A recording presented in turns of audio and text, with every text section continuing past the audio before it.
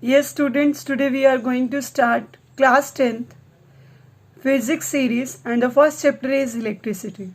Okay, beta, you have discussed various type of energy and you know very well universe is made up of two things. First is the matter and second one is energy, and there are various type of energy and one of the type of energy is electricity, जो कि आज के time में बहुत ही important source है energy का.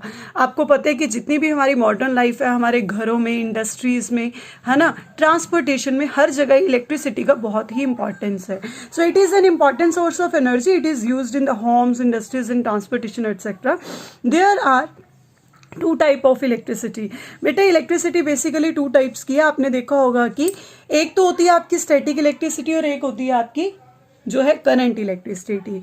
Static electricity, state का मतलब होता है रेस्ट पे, यानी कि जब चार्जेस रेस्ट पे और आप उसकी स्टडी कर रहे हो. फॉर एग्जांपल जब आप क्या करते हो, सपोज करो थोड़ा ठंडा गर्म मौसम रहता है और जब आप स्वेटर वगैरह पहनते हो तो जब आप अपना स्वेटर उतारते हो तो चिट चिट की साउंड सुनाई देती है. तो वो किसका एग्जाम्पल है बेटा? स्टैटिक इलेक्ट्रिसिटी का. यानी कि चार्जेस रेस्ट पे ही होते हैं, वो किसी भी टाइप का मोशन नहीं करते, किसी भी टाइप का मोबिल नहीं करते. तो वो कौन सी इलेक्ट्रिसिटी होती है? आपकी static electricity. Okay, for example आपने छोटे होते मतलब अपनी क्लासेस में भी एक्टिविटी को परफॉर्म किया है कि आप लोग क्या करते थे, स्केल लेते थे, स्केल के साथ स्केल को क्या करते थे, अपने बालों पे अच्छी तरह से रगड़ते थे. रगड़ने के बाद उसको छोटे छोटे जो यू कैन से पेपर के पार्टिकल्स होते थे उनके पास लेके आते थे तो वो उनको अट्रैक्ट कर लेते थे. तो ये किसके एग्जाम्पल है बेटा? स्टैटिक इलेक्ट्रिसिटी के. दूसरी तरफ आती है करंट इलेक्ट्रिसिटी. करंट इलेक्ट्रिसिटी का क्या कॉन्सेप्ट होता है? जो इलेक्ट्रिसिटी होती है ना, उसके अंदर चार्जेस क्या करते हैं? मूव करते हैं. इलेक्ट्रिसिटी वर्ड है इलेक्ट्रॉन, इलेक्ट्रॉन से रिलेट कर रहा है. इलेक्ट्रॉन का मतलब होता है कि इलेक्ट्रॉन ही जब मोशन करते हैं तो इलेक्ट्रिसिटी जनरेट होती है. तो स्टैटिक इलेक्ट्रिसिटी जब चार्जेस रेस्ट में है, किसी भी टाइप का क्या होगा, मूवमेंट नहीं होगा, तो वो इलेक्ट्रिसिटी स्टैटिक इलेक्ट्रिसिटी होगी. और आपको बेटा ध्यान रखना है कि जब ग्लास रोड को आप सिल्क के क्लॉथ के साथ रब करते हो, सिल्क क्लॉथ के साथ रब करते हो बेटा, तो ग्लास रोड पॉजिटिवली चार्ज्ड होती है और जो सिल्क क्लॉथ होता है वो नेगेटिवली चार्ज्ड हो जाता है. ओके बेटा, अब हम बात करते हैं तो आपकी इलेक्ट्रिसिटी क्या, इलेक्ट्रिसिटी कितने टाइप की है, वो दोनों टाइप में डिस्कस कर चुकी हूँ. एंड आप लोग जो है अच्छे तरीके से इनको नोट डाउन कर लीजिएगा साथ साथ. और अब बात करते हैं बेटा इलेक्ट्रिक चार्जेस की. इलेक्ट्रिक चार्जेस मैंने आपको बहुत बार पढ़ाया. आपने एक एग्जाम्पल के तौर पर ये सीखा भी कि क्या बेसिकली हम क्या करते थे. देखिए, जब भी आपके टीचर चॉक पार्टिकल्स से लिखते तो छोटे छोटे जो चॉक पार्टिकल्स होते हैं वो नीचे गिर जाते हैं, यानी कि इसमें ग्रेविटेशनल लॉ लगता है, यानी कि अर्थ सभी छोटे छोटे पार्टिकल्स को अपनी तरफ अट्रैक्ट कर लेती है. आप पेन फेंकोगे उसको अर्थ अपनी तरफ अट्रैक्ट कर लेती है, तो ग्रेविटी का लॉ है. तो टीचर क्या करती है, वो छोटे छोटे चॉक पार्टिकल्स आपने देखा होगा आपके ब्लैक बोर्ड के पास इकट्ठे होते रहते हैं. इज इट क्लियर बेटा? लेकिन फिर वो जो छोटे छोटे पार्टिकल्स कुछ एक वैसे भी होते हैं जो ब्लैक बोर्ड के ऊपर स्टिक हो जाते हैं, तो वो छोटे छोटे पार्टिकल्स भी नीचे चले जाने चाहिए, लेकिन वो नहीं नीचे जाते. क्यों नहीं जाते? क्योंकि वहां पर एक अट्रैक्टिव प्रॉपर्टी है जो चौक के पार्टिकल्स और ब्लैक बोर्ड को आपस में क्या करके रखती है, स्टिक करके रखती है. तो इलेक्ट्रिक चार्ज या चार्ज बेसिकली एक अट्रैक्टिव प्रॉपर्टी है जो दो ऑब्जेक्ट्स को क्या करके रखती है, क्लिंग करके रखती है, यानी कि चिपका कर रखती है. बेसिकली चार्जेस बेंजामिन फ्रैंकलिन ने सबसे पहले इंट्रोड्यूस किया था चार्जेस का कॉन्सेप्ट. चार्जेस बेसिकली दो टाइप के होते हैं, एक आपके पॉजिटिव चार्जेस होते हैं, एक आपके नेगेटिव चार्जेस होते हैं. पॉजिटिव चार्ज तब होते हैं जब कोई बॉडी अपने इलेक्ट्रॉन्स को लूज कर देती है. After losing electron body acquire positive charge. और नेगेटिवली चार्ज कब होती है? जब बॉडी क्या करती है, इलेक्ट्रॉन्स को गेन करती है. इलेक्ट्रॉन एग्जाम्पल के तौर पर मैं आपको बताती हूँ कि जो ग्लास रोड है, जब उसको आप सिल्क के कपड़े के साथ रब करते हो तो ग्लास रोड पॉजिटिवली चार्ज हो जाती है. दैट मीन्स जो ग्लास रोड है अपने इलेक्ट्रॉन्स को लूज कर देती है. दूसरी तरफ वही ग्लास रोड को जब आप सिल्क के क्लॉथ के साथ रब करते हो तो जो सिल्क का क्लॉथ है वो नेगेटिवली चार्ज हो जाता है, यानी कि जो सिल्क का क्लॉथ है वो अपने इलेक्ट्रॉन्स को क्या कर लेता है बेटा, गेन कर लेता है. आफ्टर गेनिंग, यानी कि वो इलेक्ट्रॉन्स को गेन कर लेता है. चार्ज को आप कैपिटल क्यू से डिनोट करते हो. इसकी ऐसा यूनिट है कूलाम्स. ठीक है, कूलाम से इसके कैपिटल से इसकी यूनिट्स ऐसा यूनिट, यानी कि इंटरनेशनल सिस्टम ऑफ यूनिट जो है इसका कूलाम है. अब हम डिस्कस करते हैं कि चार्जेस की कुछ प्रॉपर्टी है. सबसे पहली प्रॉपर्टी चार्ज की क्या कहती है बेटा?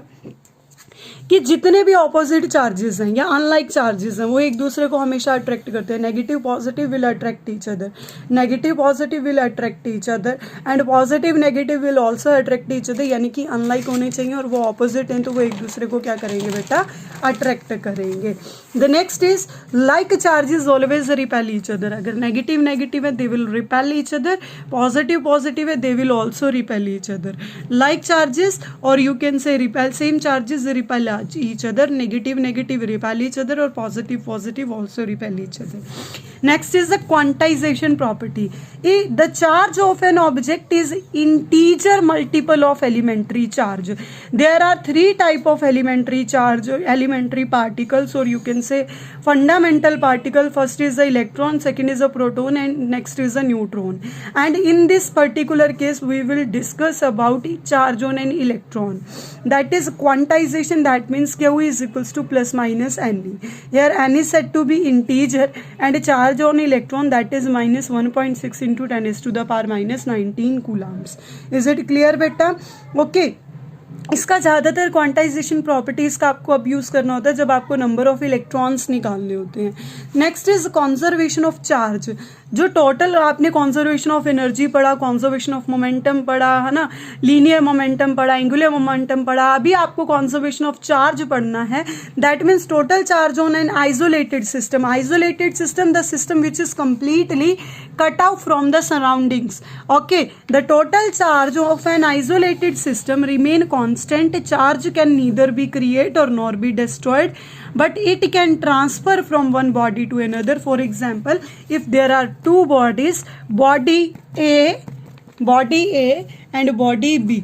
Okay, एंड इसका और इसका चार्ज कंजर्व रहेगा. अगर इसका चार्ज कम हुआ तो अगर इसका चार्ज ज़्यादा हुआ दैट मीन्स इसने इससे गेन किया, हमने दोनों को रब किया. आगे चार्जेस के ट्रांसफरेंस के बहुत से मेथड है, कंडक्शन भी है, इंडक्शन भी है और वेरियस टाइप के मेथड्स हैं. अभी आपको ध्यान रखना है कि जो चार्ज है वो कंजर्व रहता है. तो बेसिकली 4 प्रॉपर्टीज मैंने आपके साथ डिस्कस करी. Unlike charges attract each other, like charges repel each other, third is a quantization property and 4 is a conservation of charge. अब बेटा एक न्यूमेरिकल प्रॉब्लम मैं आपके साथ डिस्कस करने जा रही हूँ. That is from your NCERT text book exercise. Calculate the number of electrons. Number of electrons, that means we have to find out n. Number of electrons, that means we have to find out n. Constituting 1 coulomb, that means Q is equals to 1 coulomb of charge. Now we have to find out n and Q is given. अब बेटा मैंने आपको बताया था कि जब number of electrons निकालने हैं तो आपने चार्ज की कौन सी प्रॉपर्टी यूज करनी है, दैट इज क्वांटाइजेशन प्रॉपर्टी. कौन सी प्रॉपर्टी यूज करोगे, क्वांटाइजेशन. तो मैंने क्या लिया बेटा, that is Q is equals to plus minus N. Generalize मैंने Q is equals to N लिया. Q उन्होंने हमें दे रखा है दैट इज 1 कूलम. ठीक है, Q मैंने लेट किया 1 कूलम गिवन है मुझे, तो मैंने Q को लेट किया 1 कूलम. ओके, N जो है मुझे पता नहीं, as it is charge on electron is 10 raised to the power minus 19 coulombs. अभी ये कूलम से कूलम कैंसिल हो गया, that is 1 as it is. ये फैक्टर सारा यहाँ पे मल्टीप्लाई में, इधर जाएगा बेटा डिवाइड में. ठीक है, minus of 19 is equals to n. अब ये 1/1.6 हो गया, ऊपर जाएगा 10 raised to the power 19, क्योंकि पावर नीचे नेगेटिव है, जब ये ऊपर जाएगी तो पॉजिटिव हो जाएगी. इस पॉइंट को हटाया मैंने, ये हो गया 10. That is 10/16 into 10 raised to the power 19 equals to n.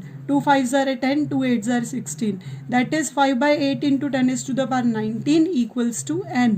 Okay बेटा, अभी मेरे पास कितना है 5/8. 5/8 को जब आप डिवाइड करोगे that will equals to 0.625 into 10 raised to the power 19 equals to n. अब आपको कभी भी ऐसे आंसर नहीं देना कि पॉइंट से पहले, डेसिमल से पहले एटलीस्ट 1 डिजिट होना चाहिए. ये 625/1000 है बच्चे. ठीक है, इनको 10 raised to power 19 है. अब मैंने क्या करना है, 6 पॉइंट बनाना है. तो मैं क्या इस 1000 को 10 मल्टीप्लाई 100 लिख दूँ तो कोई दिक्कत ही नहीं है. 19. अब ये जो है दोनों कंबाइन होके क्या बना देंगी, दैट इज 6.95. यहाँ पे नीचे 10 चल रहा है अभी, चलो ये कंसिडर करो. ऊपर 10 raised to the power 19 equals to n है. अब इसका डेसिमल है जो ऊपर जाएगा तो दैट इज 6.25. यहाँ पे 10 की पावर 1 है, ऊपर जाएगी 10 की पावर क्या हो जाएगी, minus of 1 equals to n. That is 6.25 into 10 raised to the power 18 equals to n. Okay, So 1 coulomb consists 6.25 into 10 raised to the power 18 electrons. Okay beta, thank you.